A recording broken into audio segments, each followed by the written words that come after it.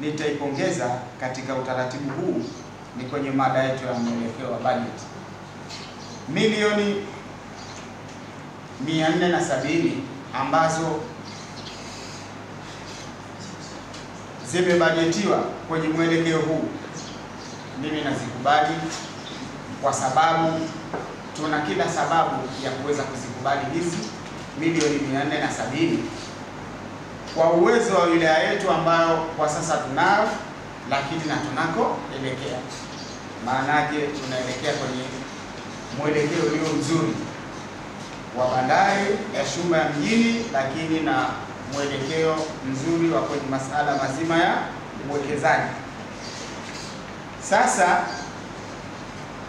kwa ninapoipitia mwelekeo huu wa budget, mimi kwangu sina dauti na uko vizuri na watendaji wamejitahidi kutuandalia mwelekeo ulio sahihi. Changu cha kuongezea, tufikirie hapo usoni tukiwa tunaendeleza na huu mwelekeo wetu ukishapitishwa, tufikirie na mambo mawili ambayo yatatusaidia zaidi. Moja ni kuhakikisha kwenye ngazi ya uwekezaji kule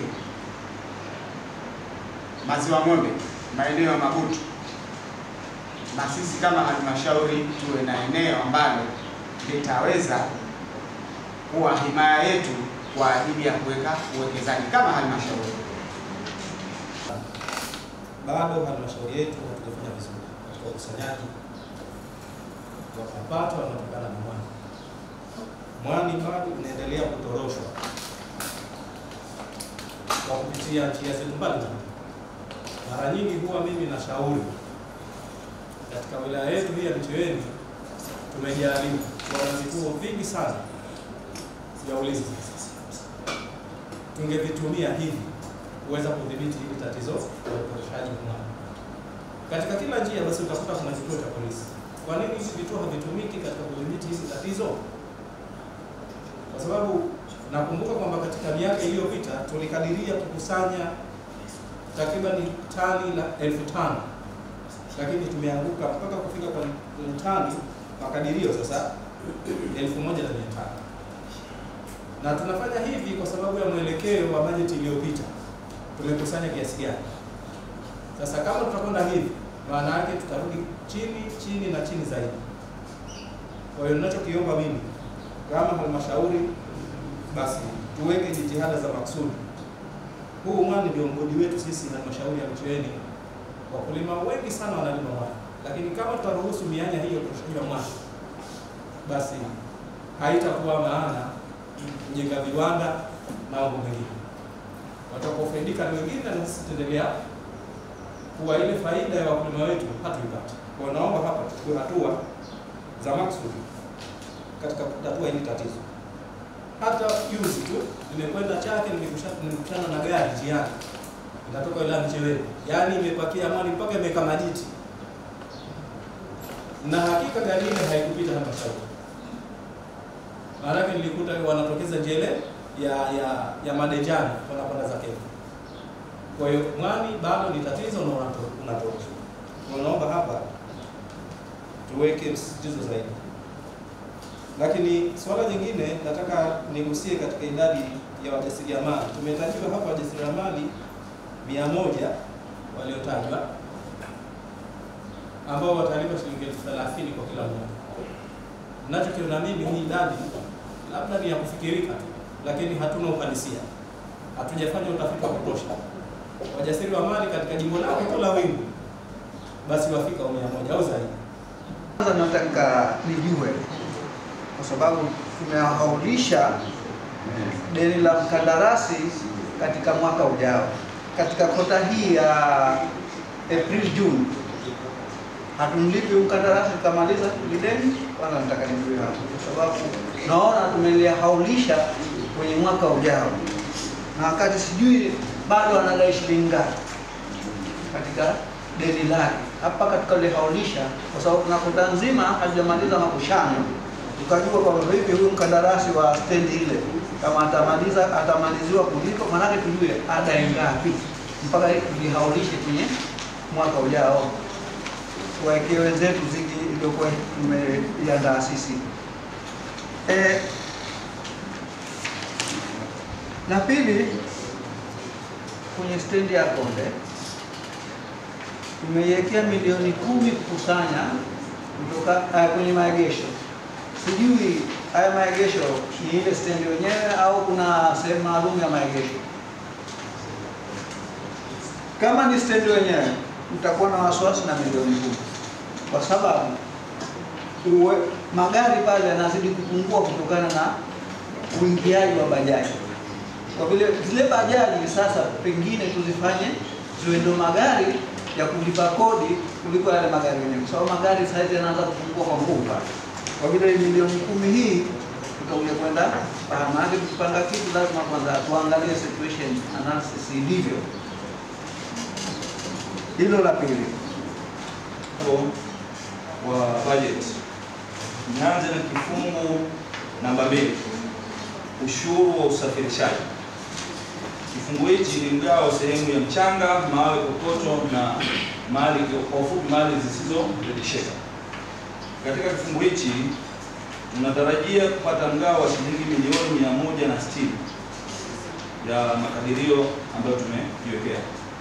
Lakini nitoe maelezo kwamba kutoka katika sheria ya magofu wadi ya Wingwi kuna kituo cha mchanga ambacho kimefunguliwa, na japo sisi wengine si viongozi wa kushirikishwa katika serikali, nilipofunguliwa kituo hicho ni karibuni tu, mimi nikiwa diwani wa wadi ya Wingwi nikuja kuona tu kwamba kuna huduma za mali zisizorejesheka zinahamishwa katika wadi yangu bila kupata taarifa yoyote.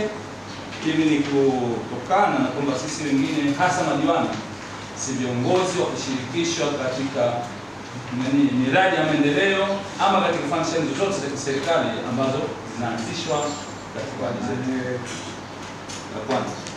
Na siku ya pili nilitembelea katika kituo kile kipi ambacho kimeanzishwa cha mchanga, tumejiwekea asilimia hiyo milioni 160 ya ruzuku, lakini nilishuhudia magari ya serikali yakichukua mchanga, nikatulia nikaangalia, yakalipa vibarua shilingi 80 ya kupakilia gari moja, na ilipomaliza iliondoka, haikusimama katika sehemu ya malipo. Sasa niulize, katika gari hizi za serikali inatekeleza miradi ya maendeleo ambayo imewekewa bajeti yake maalum katika miradi yao. Je, ni sahihi kwamba haitakiwi gari za serikali zikishachota mchanga zisilipe ili kuja kufikia hili lengo la kupata ruzuku hii ambayo itapunguka namna hiyo endapo magari haya yakiendelea kuwa mengi na hasa ikiwa haya? Baada ya kulipa milioni 60 kwa mwaka huu wa fedha, ilikuwa imebakia shilingi milioni 86. Katika kipindi hiki cha fedha hii tumelipa shilingi milioni 25. Kwa hapa imebakia milioni 61. Na milioni 61 tukaiwasilisha huku kwenye miradi pamoja na milioni nyingine iliyobakia itakuwa ni fidia kwa soko la jasiriamali Tunde na stendi ya Kinondoni. Kwa mwaka huu wa fedha kwa fedha hii tumelipa milioni 25. Kwa hiyo imebakia shilingi milioni 61 kwa upande wa deni, kwa sababu watu walikuwa hawana uelewa. Lakini Mheshimiwa Mwenyekiti, mahakama ikachukua juhudi ya kuelimisha pale tunafahamu kwamba leseni ni jambo la lazima na sheria. Mheshimiwa Mwenyekiti, kwa mfano mwingine pia kulikuwa kuna changamoto ya soko la Konde, watu hawataki kupanda juu. Mahakama ikapambana na ikatokezea mpaka kumweka ndani mmoja, na baada ya hapo wamekuwa watiifu na hadi sasa wanaendelea kufanya. Mheshimiwa Mwenyekiti, kwa mfano mwingine pia kulikuwa kuna makampuni ambayo hayaenda kulipa, vikao mbalimbali vilifanywa na baraza na halmashauri, lakini hawakufanya kulipa. Suala lile lilipoletwa mahakamani likafanyiwa kazi na shilingi milioni 10,700 na zikatolewa kwa siku hii moja. Mheshimiwa Mwenyekiti, tulipambana na watu wa haki, mwanzo watu walishwa haki walikuwa wataki kulipa kwa magurupu, walikuwa wanaleta pale mahakamani, na hadi sasa hata kama kuna changamoto ndogo, lakini wamefahamu kama vile ni kitu cha sheria, na hadi sasa wanalipa.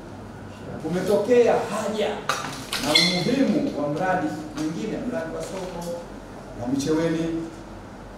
Tusisahau na tusinanii kwamba mradi ule watu tunawataka waingie sokoni na wameingia, wamekubali na soko limekuwa lenye mafanikio, lakini changamoto kubwa soko lile dogo, halikidhi mahitaji.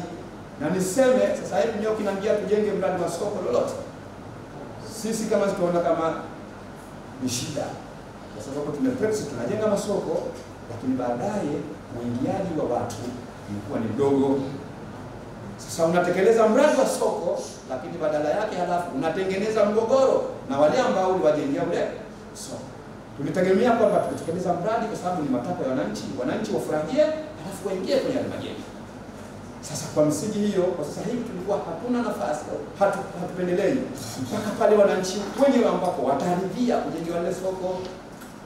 Wananchi wakiwa tayari, sisi tunahitaji soko, basi tuko tayari kama halmashauri kujenga ile soko. Kama hapa Micheweni ambavyo tuko karibu. Sasa hivi uhitaji wa soko ni mkubwa Micheweni, na wananchi hawakukaa kimya, walipeleka malalamiko yao, na sisi katika kuanza kuingia pale, changamoto moja ni hiyo. Mmetuingiza hapa, tumekubali, lakini eneo dogo, kwa hivyo kuna haja ya kutanuliwa hii soko, lakini wakienda mbali